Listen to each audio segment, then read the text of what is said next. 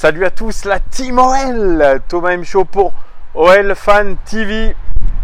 Très heureux de vous retrouver. Comme à chaque fois, vous allez finir par ne pas me croire. À chaque fois, je vous dis la même chose, mais vraiment, ça me fait énormément plaisir de partager ma passion pour l'Olympique Lyonnais avec vous, parce que vous aussi, vous êtes des passionnés, vous êtes supporters de l'Olympique Lyonnais et vous aimez commenter toute cette actualité. Elle est un peu riche en ce moment parce que oui, il y a une nouvelle direction. Il y a Silvinho, il y a Juninho, il y a Ferland Mendy qui a été officialisé du côté du Real Madrid. 48 millions d'euros plus 5 millions d'euros de bonus. Ça y est, c'est officiel. On a fait un beau trésor de guerre à l'OL. C'est la deuxième plus grosse vente de l'histoire du club. Derrière Alexandre Lacazette, 53 millions d'euros. Et puis on en a vendu quand même des joueurs à fort potentiel. On a vendu du Karim Benzema, on a vendu du Michael Essien. Ça, c'était des grosses ventes aussi. Mais voilà, deuxième plus grosse vente de l'histoire de l'Olympique Lyonnais. Ferland Mendy, acheté 5 millions d'euros. Ça, c'est très beau. Il y a de quoi investir sur le marché des transferts, même si le Progrès, le quotidien régional lyonnais, nous annonce que il n'y a pas une très grosse enveloppe. Donc sur les réseaux sociaux, ça a été un peu mal vu, parce qu'on se demande à quoi sert l'argent des transferts. On pense que c'est surtout pour développer OL City. Le duo Silvinho, Juninho, voire Florian Maurice n'auront pas évidemment les pleines mallettes de pognon. C'est bien dommage. On va devoir trouver des joueurs à forte valeur ajoutée, comme ça a été le cas avec Ferland Mendy, avec Tanguy Ndombele, qui apparemment serait en discussion avec la Juventus de Turin, comme un certain Amine Gouiri qui revient de blessure au ligament croisé, lui aussi pourrait être mis dans la balance. Donc vous voyez, ça peut bouger assez vite au niveau des départs. On parle d'une grosse somme pour Tanguy Ndombele. Donc peut-être, les gones, que cette récupération d'argent conséquent peut nous permettre de faire quelques coups sur le marché des transferts, ou alors miser sur un top player. C'est possible peut-être aussi, peut-être faire un coup à la Memphis Depay en achetant un joueur un peu plus cher que prévu. Bref, ça on le saura peut-être pas dans les plus brefs délais, mais en tout cas très bientôt, nous l'espérons, parce que oui, l'OL va commencer sa saison le 4 juillet. En tout cas, il y a des rumeurs. Elles plaisent pas à tout le monde parce que c'est pas les pistes XXL. Franchement, on pourrait s'attendre à mieux. Malheureusement, on prend ce qu'il y a. Et la dernière rumeur en date, elle concerne la défense centrale. Et c'est un journaliste brésilien, Thiago Rabello, qui l'a donné. Alors c'est un journaliste qui est apparemment très connu au Brésil. Il travaille pour le Guardian, il travaille pour 442, il travaille pour 442, pardon. Il travaille aussi pour Globo. Donc c'est quand même un journaliste qui est connu, et il est surtout ami avec Juninho. Donc les informations, il les a, les amis, il les a. Et il a déclaré que le joueur alors attendez, parce que ça c'est un joueur du championnat chinois qui joue à Shanghai. Alors attendez, Shanghai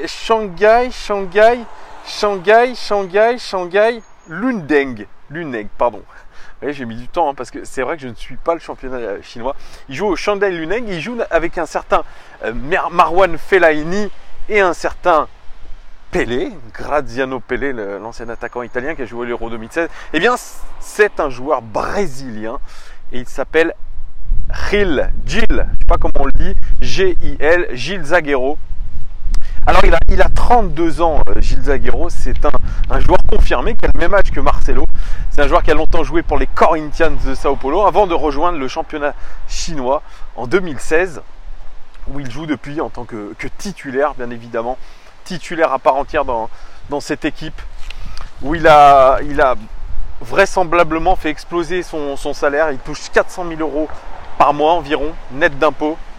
C'est pour ça que tous ces joueurs vont dans le championnat chinois. C'est qu'il n'y a pas beaucoup de renommée, on va pas se mentir. Il y a pas les meilleurs joueurs ne sont pas dans le championnat chinois, mais il y a certaines starlets qui vont là-bas pour récupérer un maximum d'argent pour jouer tous les week-ends contre des équipes assez faibles.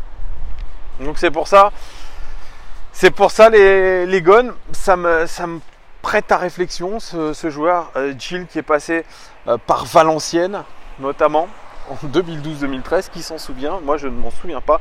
Apparemment c'était un bid, il est resté 1 an pour ensuite retourner du côté des Corinthians de Sao Paulo, là où il a fait la plus grande partie de sa carrière, Gil.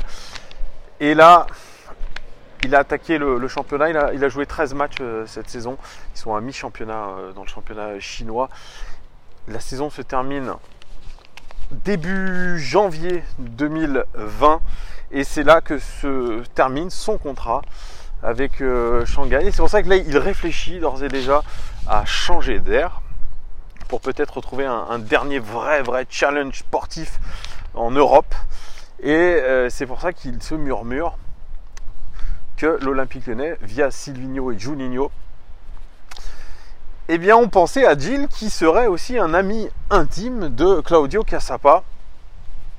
Vous voyez, c'est une affaire de réseau. Ils ont pensé à lui. Alors bon, dans un premier temps, l'ami Gil, il pensait revenir aux Corinthians. Il avait eu un accord verbal avec les Corinthians, mais le président des Corinthians a déclaré que eh bien, il n'en était rien et que les plans pourraient vite changer pour Gil. Et c'est là où on s'est dit, tiens, l'Olympique Lyonnais est apparu sur l'échiquier. Un profil Gil, allez voir si vous ne le connaissez pas, allez voir sur YouTube. Un très grand joueur, il fait 1m88. Hein. Il est droitier comme Marcelo, ça serait pour concurrencer Marcelo. Tiens, c'est génial, le même âge, le même gabarit, mais par contre beaucoup plus de vitesse pour Gil dans les interventions. Très bon tacleur, mais tout à l'heure, bien évidemment, comme à chaque fois, je vous ferai la comparaison entre Marcelo et Gil au niveau statistique. C'est ça qui est très intéressant. Il vaudrait pas très cher, entre 7 et 10 millions d'euros, Gil, pour, comme je vous l'ai dit, un dernier gros contrat. Alors il est défenseur central de métier et surtout il a un profil à l'OL qu'on recherche. C'est bien, j'arrête pas de dire bien évidemment, mais c'est aussi un tic de langage. Il a un profil comme Marcelo, mais en beaucoup plus combatif, beaucoup plus rapide. C'est ça qui m'a marqué un petit peu. C'est comme Denayer, quand je vous l'avais présenté.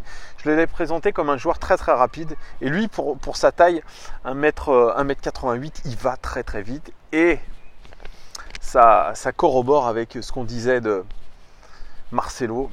Marcelo, on disait, il est trop lent, c'est un peu le problème. Il a une charrette, on l'appelait le tractopelao de Sao Paulo, parce qu'il avait une certaine lenteur. Et là, c'est différent. C'est différent. Gil, lui, il va vite, il saute haut, il marque des buts de la tête. Marcelo aussi en a marqué des buts de la tête. Et il est surtout véloce. Et c'est ce qui manque aujourd'hui à notre défense, à notre haute défenseur central, parce que Jason Denayer, lui, il va vite. Eh bien, on veut une défense centrale beaucoup plus rapide et une défense centrale aussi de taille. On ne voudrait surtout pas perdre en taille. Marcelo, lui est très grand. Et là, on remplacerait Marcelo, en tout cas, on le mettra en concurrence avec Gil, qui fait la même taille. Alors, c'est étonnant parce qu'on se met sur encore un profil, certes expérimenté, mais un joueur de 32 ans, à qui on proposerait 2 ans de contrat, 2 ou 3 ans de contrat, je crois que c'est 2 ans. Je ne vois pas où veut en venir l'Olympique Lyonnais avec ce style de joueur. Surtout que Gil a évolué quand même dans des championnats limités. On va pas dire que le championnat Brasilao, c'est comme ça qu'on dit, le championnat brésilien soit hyper relevé non plus. Hein. C'est pas le top championnat dans le monde. C'est un championnat peut-être technique, mais c'est pas non plus dans les 4 meilleures ligues du monde. Puis ensuite partir dans le championnat chinois où très sincèrement c'est la retraite sportive de la plupart des footballeurs qui veulent faire du pognon. Je vois pas comment il pourrait arriver à l'Olympique Lyonnais avec un niveau décent. Alors c'est pour ça me pose question. Je vous dis, hein, moi je suis très circonspect. Alors certes le profil peut être intéressant, mais je vois vraiment pas ce que Gil pourrait apporter chez nous et est-ce qu'il pourrait déjà être compétitif tout de suite. Ça, c'est aussi une chose, je vous le dis, hein, quand vous jouez des matchs de seconde zone, parce que le championnat chinois, ça correspond au National 1, voire au milieu de tableau Ligue 2, hein, c'est pas extraordinaire. Hein. Donc c'est pour ça, je veux bien qu'il brille tous les week-ends avec son club. Son club qui est d'ailleurs 4e de la Chinese Super League. Donc ils sont à, je crois, plus de 10 points du leader. Donc vous voyez, c'est pas non plus le top niveau son club. Alors il y a beau avoir du Marwan Fellaini, comme je vous ai dit, et du Pelé. Franchement, voilà, hein, pour un joueur comme ça. Bref, je vais vous faire la petite comparaison, comme j'ai l'habitude de vous faire, entre Marcelo qui a été beaucoup critiqué quand même la saison dernière. Surtout, moi je pense sur des détails, hein, c'est des détails avec Marcelo, c'est notamment sur des fautes de concentration, sur des fautes peut-être de vitesse à un moment donné, mais il a des vraies qualités Marcelo, et ça se voit dans les statistiques défensives. Alors ils n'ont pas joué le même nombre de matchs hein, cette saison. Bien, je vous ai dit que Gil était à la mi-saison avec son club, mais on va faire quand même la comparaison. Ils taclent à peu près pareil, tous les deux 1,5 tacles par match en moyenne pour les deux. Au niveau des interceptions, c'est beaucoup mieux pour Marcelo, c'est quasi 2 interceptions par match. Gil c'est 0,8. Hein.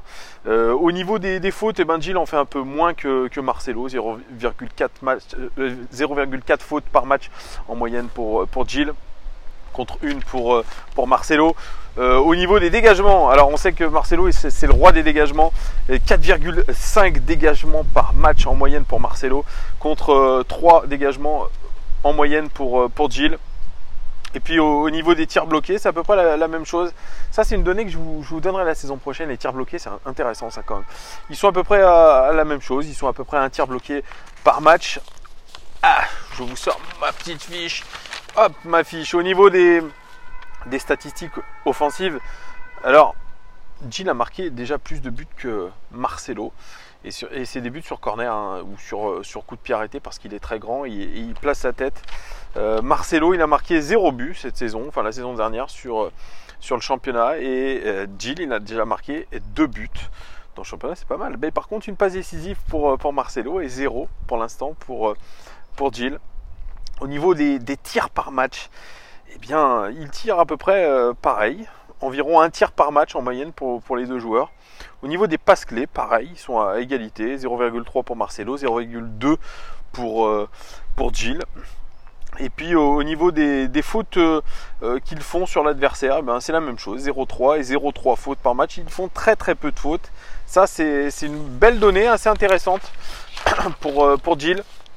Au niveau des passes, eh bien, au niveau des passes, ils font environ... Enfin, Marcelo fait beaucoup plus de passes que Gil, parce que Lyon a plus la possession que le club de Shanghai. D'ailleurs, c'est pas Shanghai, c'est Shandong Luneng. Pardon de ma faute, c'est Shandong, c'est pas Shanghai, hein, Shandong Luneng. Eh bien, 72 passes en moyenne pour Marcelo par match, c'est très très bon, hein, c'est très très bon. Bon, souvent des passes latérales ou derrière, mais voilà, 34 passes en moyenne pour Gil, qui participe moins au jeu de son équipe, moins peut-être à la relance. C'est peut-être ça. Au niveau des passes réussies, c'est mieux pour Marcelo, 88% de passes réussies en moyenne pour Marcelo, 84% pour Gil. Au niveau des ballons longs, eh bien c'est Marcelo qui tire la dragée haute, c'est lui qui en fait le plus. 5,2 ballons longs en moyenne par match, contre seulement 3 pour Gil. Vous voyez, on est carrément dans le même genre dans le même style vraiment de joueurs, à quelque chose près. On est vraiment sur pareil, les deux pareils. Hein. Au niveau des caractéristiques de Gil, il est très très bon dans les duels aériens. C'est un joueur très concentré. Ça, c'est une vraie qualité qui pourrait faire la différence par rapport à Marcelo. Plus concentré, il est très fort aussi au niveau des tacles. Par contre, là où il a un peu plus de faiblesse, c'est au niveau des passes. Notre ami Gil. Voilà, donc comme vous avez pu vous en rendre compte statistiquement, eh bien c'est à peu près la même chose pour les deux joueurs. Ils sont frères siamois, on s'intéresse au double de Marcelo, peut-être un peu meilleur de la tête, peut-être un peu plus véloce. C'est peut-être le même en un peu plus véloce, voilà. Moi j'aurais préféré que ça soit un joueur un peu moins expérimenté, un peu moins âgé en tout cas, avec une plus grande expérience européenne. Parce que le seul expérience du championnat de France de Valenciennes, où ça a été un bide total, moi ça m'aurait plutôt avantagé, ça m'aurait plutôt intéressé que ce soit Voilà, un joueur qui est fait quand même, qui a roulé sa boule dans un championnat européen et où il est un minimum d'expérience. Voilà, moi je suis un peu surpris de cette piste. Je ne sais pas vraiment où on veut en venir avec ça. On fait jouer surtout les réseaux européens, ce que je comprends, hein, les réseaux brésiliens, pardon, à ce que je comprends. Alors, est-ce que cette information est vraie et qu'on se dirige vers l'arrivée de Gilles très très prochainement? Ça, on le saura assez vite. Mais en tout cas, c'est une très bonne source apparemment, ce journaliste brésilien. Donc, à nous de voir ce que ça va donner. Voilà, vous dites-moi ce que vous pensez de Gilles en commentaire. Est-ce que vous pensez que c'est une piste complètement farfelue et que vous en voulez pas? Ou alors vous dites, ah bah tiens, nickel, si c'est Marcelo en plus rapide, pourquoi pas alors? Ouh, ça va nous faire passer un cap. Voilà, dites-moi tout en commentaire les gones. Merci d'avoir suivi cette nouvelle vidéo de OL Daily Mercato. Je vous dis à très très vite pour de nouvelles pistes Mercato bien évidemment. Allez, ciao ciao.